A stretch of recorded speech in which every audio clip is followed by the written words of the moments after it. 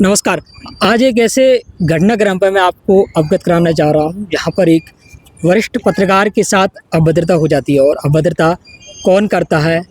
अभद्रता करने वाले हैं न्याय के मंदिर में वो लोग जो न्याय यानी कि कानून की किताब पढ़कर लोगों को न्याय दिलाने का काम करते हैं, वही लोग अभद्रता करते हैं। ये घटना बड़ी ही अचंभित करती है और एक पत्रकार को अपमान किया जाता है, पत्रकार के साथ बदतमीजी की जाती है, हाथापाई की जाती है, तो ये घटना और भी विचलित कर जाती है।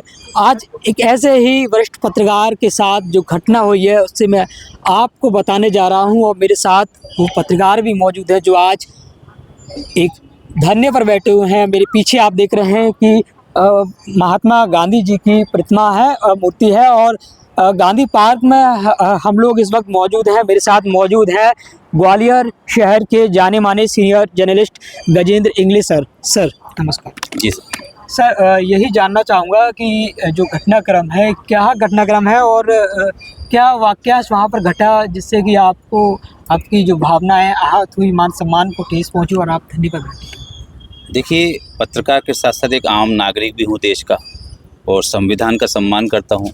और संविधान हर नागरिक को कुछ अधिकार देता है, जिसमें संविधान का अनुच्छेद 14 जो है वो कानून के समक्ष सबको समानता का अधिकार देता है कि सबको समानता का अधिकार है, कानून की समक्ष समान है सब।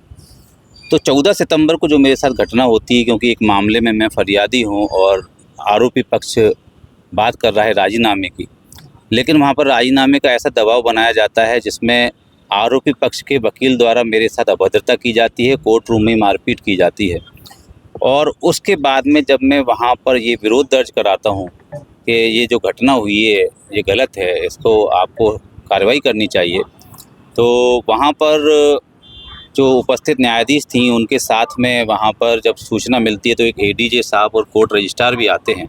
वो पूरे घटनाक्रम को मुझसे पूछते हैं, समझते हैं और ख़ुद उस पर दुख भी व्यक्त करते हैं और मुझे आश्वस्त करते हैं कि पक्षकारों के संग ऐसा नहीं होना चाहिए, पक्षकारों की सुरक्षा का हम आश्वस्त करते हैं और आपकी जो घटना हुई उसे हम रिकॉर्ड पर लेंगे कोर्ट के और इस पर कार्रवाई करेंगे।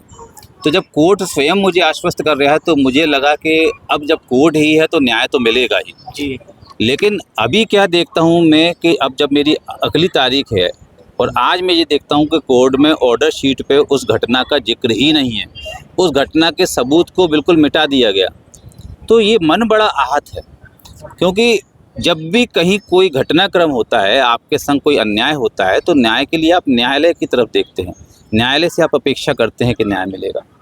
लेकिन जब न्यायालय में भी ये सब हो रहा है कि वहीं गुंडागर्दी हो रही है, वहीं घटनाक्रम हो रहा है और उसको भी सबूत साफ किए जा रहे हैं, तो फिर एक आम नागरिक किस पे भरोसा करे? तो मेरा केवल उद्देश्य यही है कि एक शांतिपूर्ण सत्याग्रह है ये, न्यायालयीन अराजकता के विरोध में सत्याग्रह है ये, और मैं चाहता हूं कि माननीय सुप्रीम कोर्ट इसमें संज्ञान लें और देखें कि पक्षकारों के संग किस तरह का व्यवहार हो रहा है और कोर्ट की जो न्याय प्रक्रिया है उसको एक आम नागरिक के हित में सुधारने का प्रयास किया जाए। अच्छा, वहाँ पर आपने सोशल मीडिया पर जो पोस्ट डाली है उसमें ये आपने जिक्र किया है कि आपके साथ मारपीट भी की गई है, तो क्या सत्यता है इसकी? थोड़ा ये भी बताइए। देखिए, ये सत्यता पूरी कोर्ट रूम में रिकॉर्ड है, क्योंकि मेरे साथ वहाँ कोई और तो उपलब्ध नहीं था, मैं स्वयं था। कोर्ट परिसर में आप मोबाइल चला नहीं सकते हैं कि किसी चीज़ को रिकॉर्ड करें, लेकिन न्यायाधीश हैं, कोर्ट के बाकी के बाबू हैं, कोर्ट के मुंशी हैं, वहाँ पे कांस्टेबल भी थे, वो सब लोग उपस्थित थे। और सबसे बड़ी बात है कि हकीकत तो ये है कि वहाँ पर जो एडीजे साहब और कोर्ट रजिस्ट्रार साहब और सब आए हुए थे, तीनों जजेस ने ये स्वीकार किया था कि घटना हुई है और उन्होंने मुझे बोला था कि हम इसको रिकॉर्ड पे लेके कार्रवाई करेंगे। तो इसके बाद आप बताइए कि मुझे किस और चीज़ की आवश्यकता रह जाती है? अब न्यायालय ही जब उन सब चीज़ों को ख़त्म कर दे रहा है तो अब आगे मैं किसके पास जाऊंगा? आज हम बात कर रहे हैं कि लोकतंत्र में 4 स्तंभ होते हैं। मैं समझता हूं कि लोकतंत्र में सबसे मजबूत स्तंभ तो लोग है, जनता है, जिसकी वजह से लोकतंत्र है, और वही जनता ये सब भुगत रही है।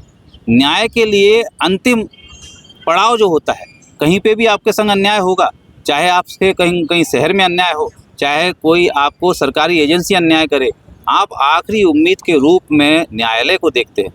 और न्यायालय में जब इस तरीके से घटना हो रही है कि न्यायालय में ही आपका संग जो हुई घटना है उसको साफ किया जा रहा है, तो ये न्यायालय की जो प्रक्रिया है उस पर सवाल खड़े करती है। और मेरा केवल और केवल इतना ही उद्देश्य है कि ये मेरा एक व्यक्तिगत घटना जरूर है, लेकिन इस तरह की घटना कितने आम पक्षकारों के साथ होती होंगी। कितने आम पक्षकारों को न्यायालय में चक्कर लगाने पड़ते हैं, पीड़ित होना पड़ता है। उनको सज़ा से ज़्यादा सज़ा तो तारीखों पे तारीख पे मिल जाती है, क्योंकि 5 साल से मैं भी तारीख ले रहा हूँ। तो ये न्याय प्रक्रिया में सुधार हो, यही मेरी माननीय सुप्रीम कोर्ट से गुजारिश है, जिसकी वजह से मैंने एक सांकेतिक सत्याग्रह किया है। तो ये एक दिवसीय धरना मानेंगे या व्यक्तिगत लड़ाई के लिए, या फिर आगे भी कोई देखिए, मैं आपको बताऊं, व्यक्तिगत के लिए क्या था, मैं वहाँ पर चुपचाप से निकल आता और अपना आगे चलता रहता, कोई फ़र्क नहीं पड़ता जैसे बाकी लोग करते हैं। लेकिन मैं खुद एक लॉ स्कॉलर हूँ, मैंने बच्चों को कानून पढ़ाया भी है। आज मेरे बच्चे जजेस भी बने बैठे हुए हैं। तो मुझे लगता है कि मेरे बच्चे आज मुझसे कहते हैं कि सर, जो कानून आपने किताबों का पढ़ाया है वो दिखाई नहीं देता। तो ये न्याय प्रक्रिया में ऐसी व्यवस्था क्यों है? देश में कानून का राज होना चाहिए। देश में कानून का राज होने के लिए कानून के अनुरूप ही व्यवस्था चलनी चाहिए। लेकिन जो घटना होने के बाद न्यायालय ही उसे रिकॉर्ड में नहीं ले रहा है, तो कहीं ना कहीं ये देश के कानून व्यवस्था के साथ धोखा है। और इसके विरोध में मैं ये एक सार्वजनिक आवाज़ उठा रहा हूँ। घटना जरूर निजी है, व्यक्तिगत मेरे साथ हुई थी, लेकिन ऐसा न जाने कितने पक्षकारों के साथ होता होगा। और हम जानते हैं कि प्रक्रिया में कहीं ना कहीं सुधार की आवश्यकता है। अभी आप देख रहे हैं कि यहाँ पर ये न्याय की देवी की आंखों से पट्टी जरूर हटाई गई है, लेकिन अभी आंखें खुलना आवश्यक है। आंखें पूरी तरह खुली नहीं। तो मेरा केवल वही प्रयास है कि जागृत हों और पक्षकार के हित में, देश के नागरिक के हित में जो प्रक्रिया सरल सहज होती है उसको बनाने का प्रयास करें।